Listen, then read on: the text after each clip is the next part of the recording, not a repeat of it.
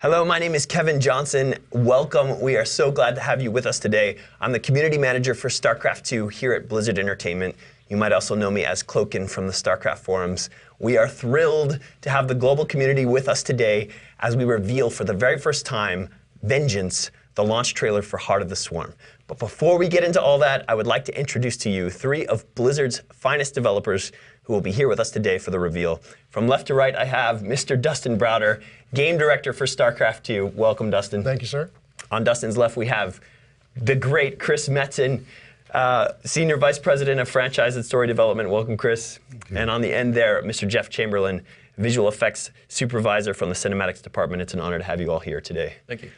For our audience watching at home, we would like to encourage you to submit questions for this fine group of Blizzard developers. We will be spending some time later in the show taking your questions, getting you answers, whether it's about the trailer or about the work here at Blizzard. So you can do that through Twitter using the hashtag #PoundVengeance.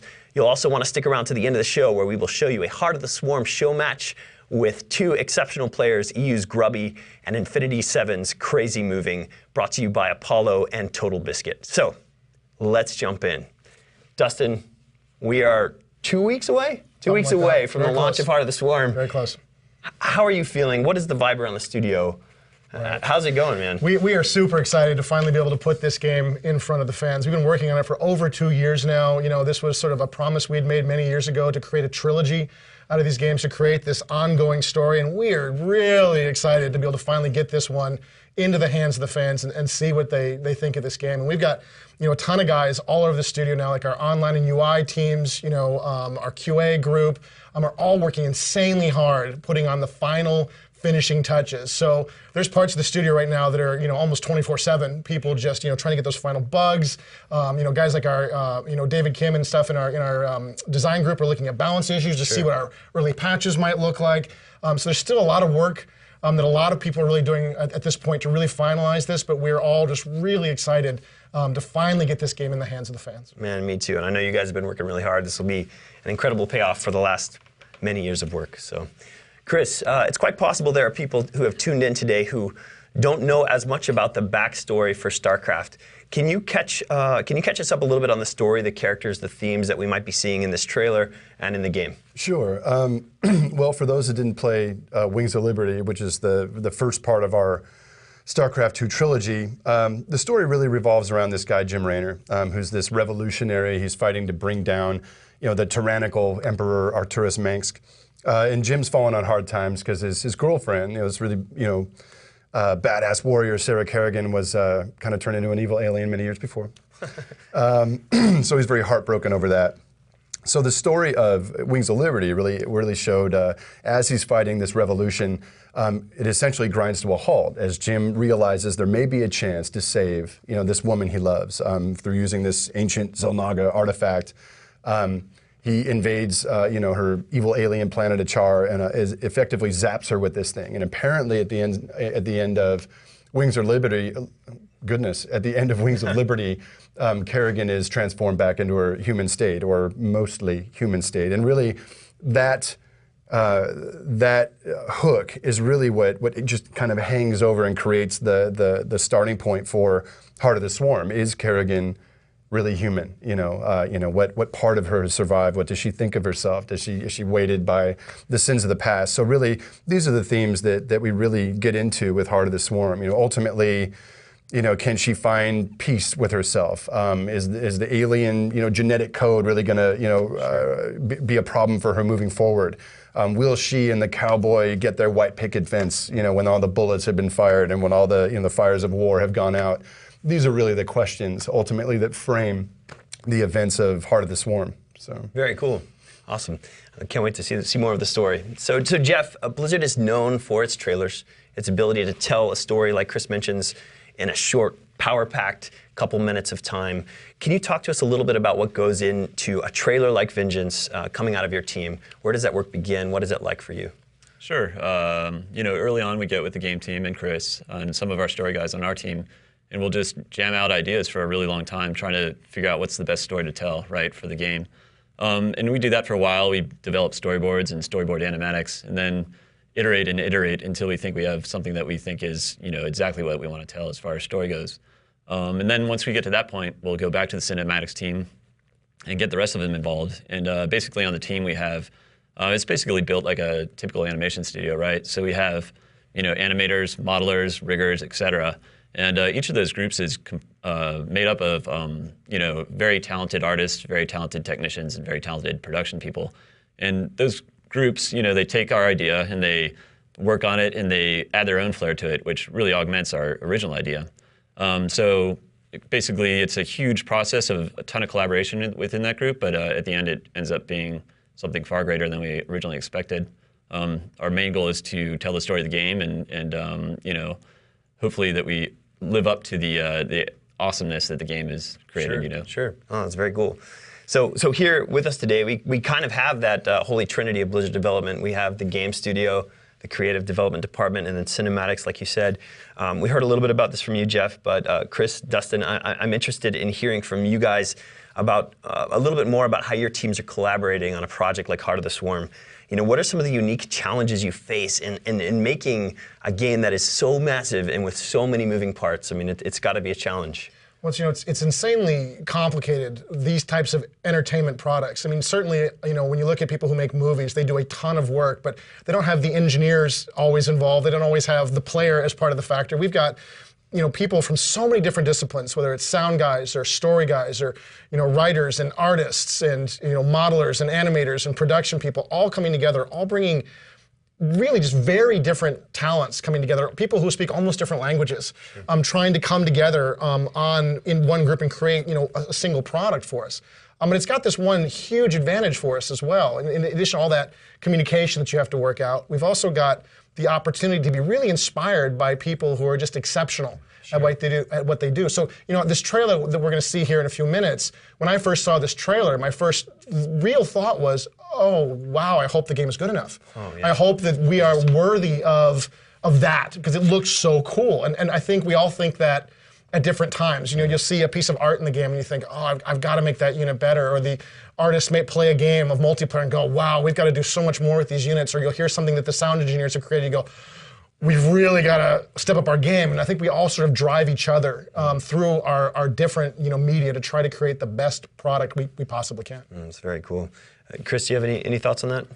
Well, I agree, totally. It's a hell of a thing drawing all these different sciences together, all these super passionate, super smart, super craftsmen, and forming something that ultimately pops out the other side in a very distilled way. It's a miracle than anything we set out to build. Many years in advance of our game launches. That they come out with any sense of just coherency or whatever. Always kind of it's not like we're pretty we're all right. We do all right at this stuff, but it always amazes me, right? Ultimately, when they finally pop, and especially something like Heart of the Swarm that's so distilled and so specific, and such a unique kind of chapter in the story, and such a highly emotional chapter that all of those things and nuances of who Kerrigan is and how the multiplayer works and how the unit balancing is working and how the art's kind of been pushed a little bit and just all of these various sciences, how it all comes together, and it's just so distilled and so specific. I'm just kind of always in awe.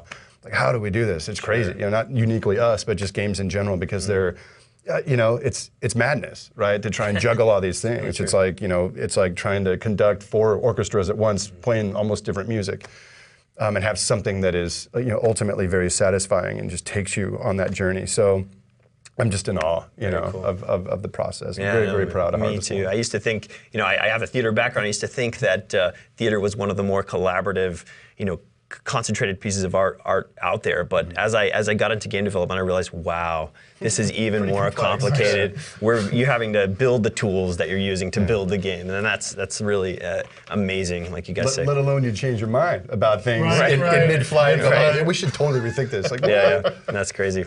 All right, well, we've talked enough, I believe. Let's do this thing. Let's take a look at this trailer. As a quick reminder, if you have questions for our panel here, questions about the trailer you're about to see, please do submit them online through Twitter using the hashtag #PoundVengeance. We look forward to getting to those after we watch this exciting trailer. Thank you for being here with us. This is the world premiere of the launch trailer for Heart of the Swarm. Vengeance is here. Enjoy. Proud Dominion citizens. The Zerg threat has been removed. Their swarm is leaderless. We have won. The killing will never stop until Minsk is dead. Forget Minsk. I moved heaven and earth to bring you back, Sarah. There's something dark in me, Jim. Kerrigan, you betrayed us all. No, you're not even human anymore. Stand down! I never gave up on you, Sarah. Don't you give up on us! I now see my true enemy. I am the Swarm. Armies will be shattered. Worlds will burn. Vengeance shall be mine. How many innocents have you killed? How many more have to die? What if Raina could see you right now? What have you done? What I had to.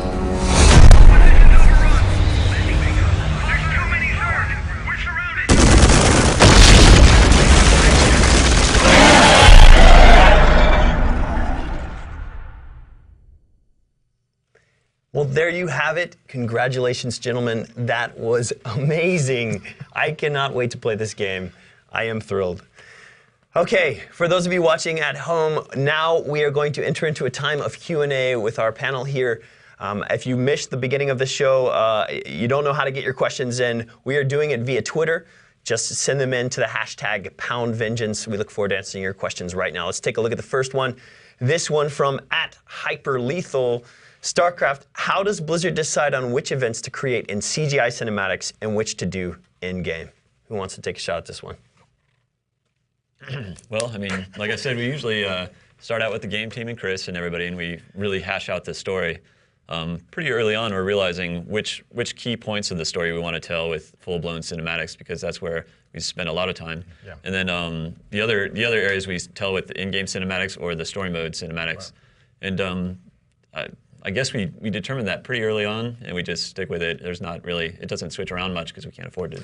So with that opening, I'm sorry to interrupt you, Justin. Go ahead. I'll say it mostly, I think for us, it depends a lot on the content, right? So if we're going to do a lot of kung fu, if we're going to do a lot of explosions or effects, right, then we tend to want to do those in the CGI sort of space where it really shows off, right? And if we're going to do something that is maybe about a battle, maybe we'll do that in mission. And if we do something that's a conversation between a couple of characters, even if it gets a little intense, that can sometimes be something that we'll handle, with the in-game stuff. And then if it's just really just a conversation, then that can be done with the in-game stuff. So I think we have sort of different tools, and we always just sort of looking for the right tool. I think there's certainly been times in the past we've struggled to find, okay, which one does this one best go in? But And the biggie with that is, as you're developing story for these games or the single player component, you're going to run up against beats that are really important to express the story, but either may not express themselves very well in terms of playing the game. You're on a map with your units, 100 feet up. It isn't necessarily all that conducive to, kind of intimate character work. Or conversely, you want things that really work better as part of the flow of the gameplay. So you don't want to disrupt you with the cinematics. So we're constantly weighing, those types of things and how we're telling the story, the demands of the story, and kind of finding those right moments for, is it flick or is it gameplay? Sure. It's one of the reasons I'm really excited about Swarm as well, is I think that as a team, we've had a better understanding of these tools. And we'd done some of this stuff in Warcraft 3. There were on-map cinematics and there were computer-generated cinematics, but we didn't have that story mode. Yeah, right? We had that story mode stuff in between. And so I think in Wings of Liberty, I think we did a really good job with it, but I feel like we're sort of getting the bit in our teeth, and we're figuring out how to make these sets of tools really sing for us. And I think Heart of the Swarm does that. Yeah, I think. I mean, obviously I'm biased, but I think it does a little bit better than we did in Wings. No, I think we hit a really good pace with Wings, right? Yeah, totally. Basically, with Heart of the Swarm, we were still, like Dustin said, we were still figuring the new process out. I think with Wings, we capitalized on that. Very cool. Awesome. Let's take another one here. This one from @6in, our good friend Kevin Carlino from SE2 Mapster. Starcraft, will Samir Duran and the Xel'Naga story unfold anymore in Heart of the Swarm? What do you think, Chris? Good question. I guess I would answer that very, very broadly. Ultimately, Samir Duran. We're going to leave that one in the quiver. But ultimately, the Xel'Naga thing is ultimately the mythology of the Xel'Naga and what's really going on here in the old Caprulu sector is the spinal conduit of ultimately the StarCraft 2 storyline. So as we get into Heart of the Swarm, certainly the dark tendrils are still kind of creeping out, and the effect or reverberations of that unfolding mythology will certainly be felt in Swarm, and it may just spike on us, but ultimately Swarm is really concerned with really Kerrigan and her path and how she kind of fits into this grander mythology. But the really dark stuff going on in the universe ultimately will be probably most directly dealt with in Chapter 3, which is Legacy of the Void, appropriately so. Sure. That's where things start going off, awesome. As if they weren't going off already. Yeah. So very cool. Awesome. All right, let's take another one here. This one from @LackOfRealism. Chris Metz and Dustin Browder, can we look forward to anything exciting for Protoss involvement in the Heart of the Swarm storyline? It's a good question. Yeah, so I mean, obviously the Protoss, have a lot of issues with Kerrigan. She has betrayed them, I think, on more than one occasion, and they are now that they have sensed, or maybe even discovered directly at some point through the game, that she has lost a lot of her power over the Zerg Swarm. I think you can expect a response from the Protoss. You can expect them to take this opportunity to get some payback for all of the crimes she's committed against the race. And this is one of, I think, the core challenges of Kerrigan. She's lost a lot of her power when she was, blasted by that Xel'Naga artifact. And at the same time, she may want to try to regain some of her humanity, but she's in a place where literally almost every sentient creature in the galaxy wants to see her dead. Will anyone let her? Will let her do it. And her survival is very much in question in this game. Very cool, very cool. Exciting. All right, well, let's jump into another one. This one from @LiarBeth. StarCraft Vengeance, is maintaining Kerrigan as a strong female character challenging when contrasting the Queen of Blades and the human? Wow, that's a good question. Boy, oh boy, I would say sure, it's a challenge. Writing this game for our writing team was a very unique challenge. Not only uniquely relative to Kerrigan and how she unfolds and the choices that she makes, and trying to, she didn't always make the choices we would make. She's a different kind of animal, and in her past and her guilt and her righteous anger, perhaps, at her past betrayals, really drives her to down very different paths. And remembering to try and consider what the player or the viewer is kind of feeling, and can we even relate to her if she's, for past atrocities, and what you expect me to think she's a hero now? Sure.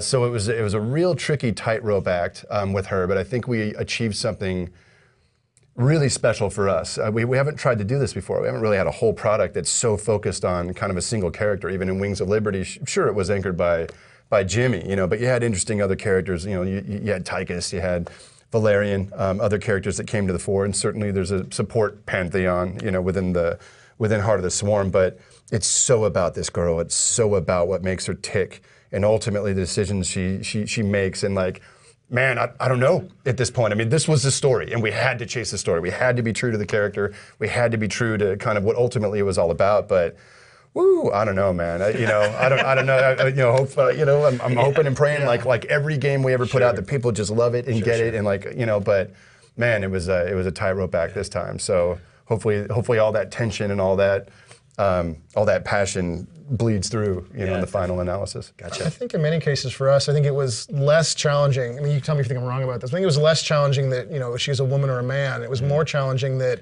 she's a villain, right? Yeah, that this totally. she lives in a different world than Jim Raynor. Jim Raynor, there is always a right answer. Right. There is a way to win in almost every scenario for Jim, and there is a way to come out of it clean. There's a way to come out of it having won and done the right thing. And That's not always true for Sarah. She's often got to make a really hard call, and she's going to get her hands dirty either way. Yeah. And it's a choice between wrong and also wrong, and which one does she want to do? And so getting that villain in there, but also making you sympathize with her to make you feel like, oh, I see why she is the way she is, and I'm kind of rooting for the bad guy. I am the bad guy, and to give you that thing, I think that's what's so difficult. And just that layer that you had brought up earlier about with the Protoss or components of the Zerg swarm that don't necessarily see her as mama anymore. This idea that will she become a monstrous creature of vengeance? Is there any kind of possible redemption for this chick? Is there any kind of happiness waiting down the road for this girl? And will the universe even let her get it?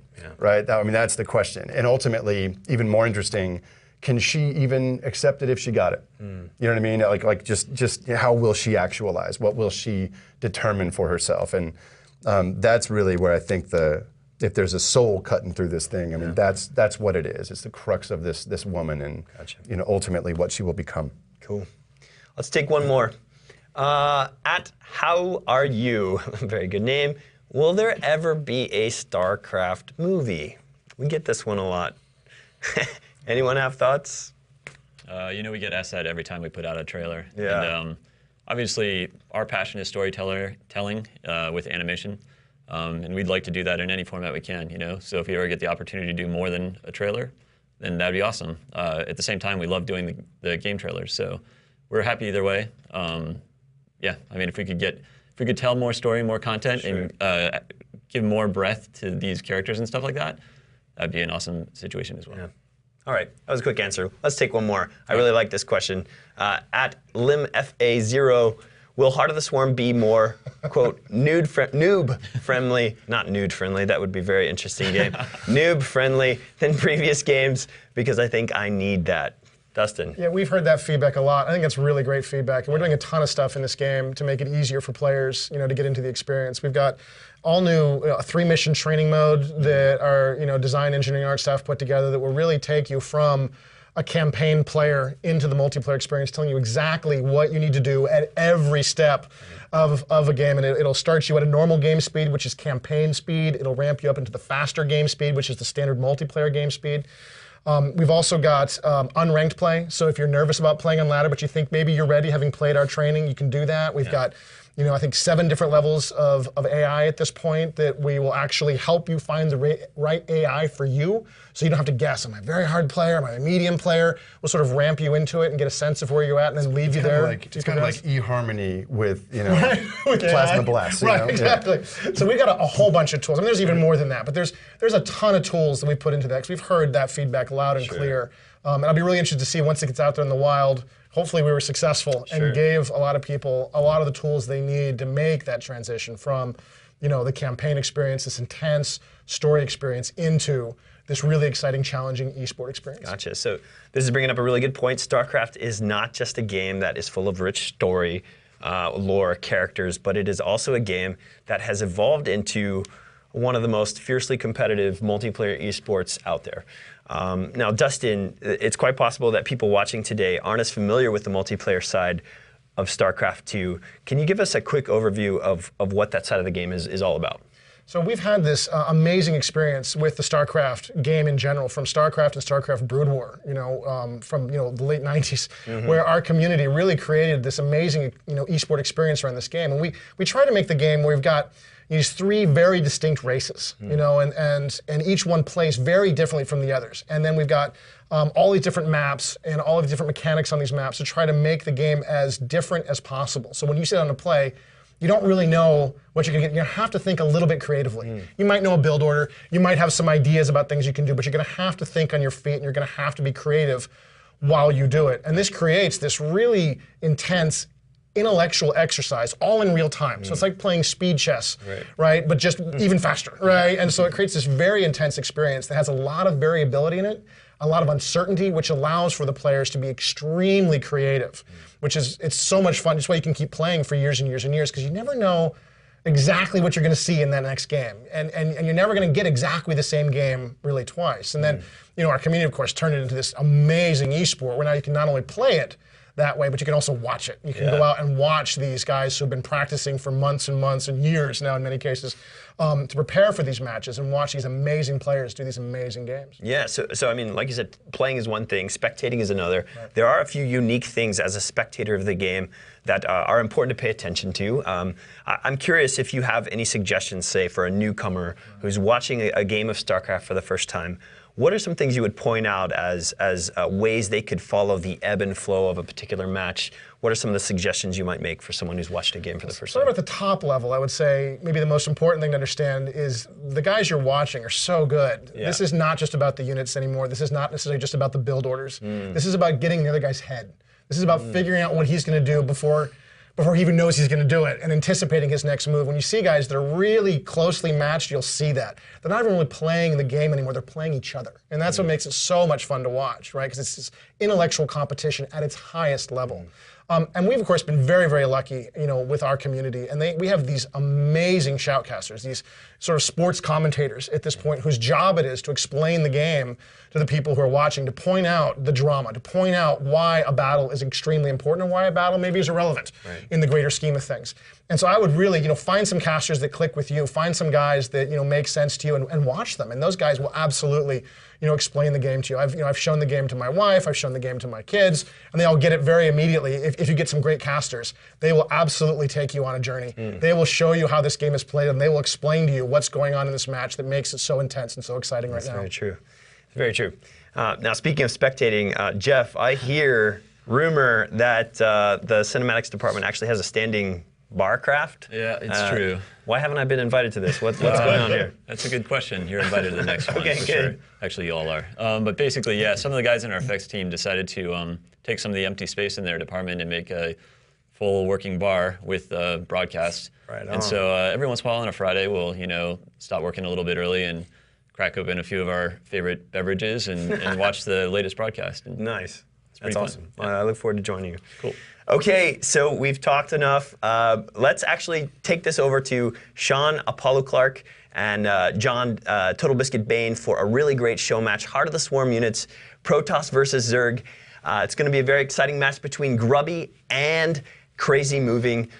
Before I let you go, though, a couple quick things. If you'd like to connect with us, StarCraft 2 in the social space, there are a couple ways you can do that. The keyword is StarCraft. You can find us at Twitter, @StarCraft, Facebook at facebook.com/StarCraft, or on YouTube, youtube.com/StarCraft. We look forward to engaging with you there. Also, it is very important for you to check out all that is happening around our global launch event. You can find all the details at starcraft2.com/swarmlaunch. This is going to be an all-day streamed event that you will not want to miss. We start in Australia, we go to Korea, then Versailles, France, concluding here in Irvine, California, all for a StarCraft 2 extravaganza that you'll not want to miss. If you can't be there in person, you'll definitely want to tune in on the live stream. So definitely check it out. Thank you guys for being here. This has been awesome. Thanks. Thank you for joining us. This is Blizzard. My name is Cloakin. I'm Kevin Johnson. We can't wait to get the game in your hands on March 12th. Thank you for joining us. We'll see you next time. Thank you very much, guys, and as promised, we have for you a show match right here between two absolutely fantastic players. This guy should be known to all of you. He is in the red trunks, he is playing Protoss to the northeast of this, the Daybreak. It is Grubby versus his opponent, an up-and-comer, and a great one at that. Hailing from Team Infinity 7 in the blue trunks playing Zerg, to the southwest, it's Crazy Moving. That's right, Crazy Moving, didn't have the most successful year in Wings of Liberty. He had a decent mid-level, but within Heart of the Swarm right now, he's like top 50 Grandmasters. He's one of the highest ranked Zerg players, which is why he's obviously, had this chance to play against Grubby. And I'm expecting a great game for both of these guys.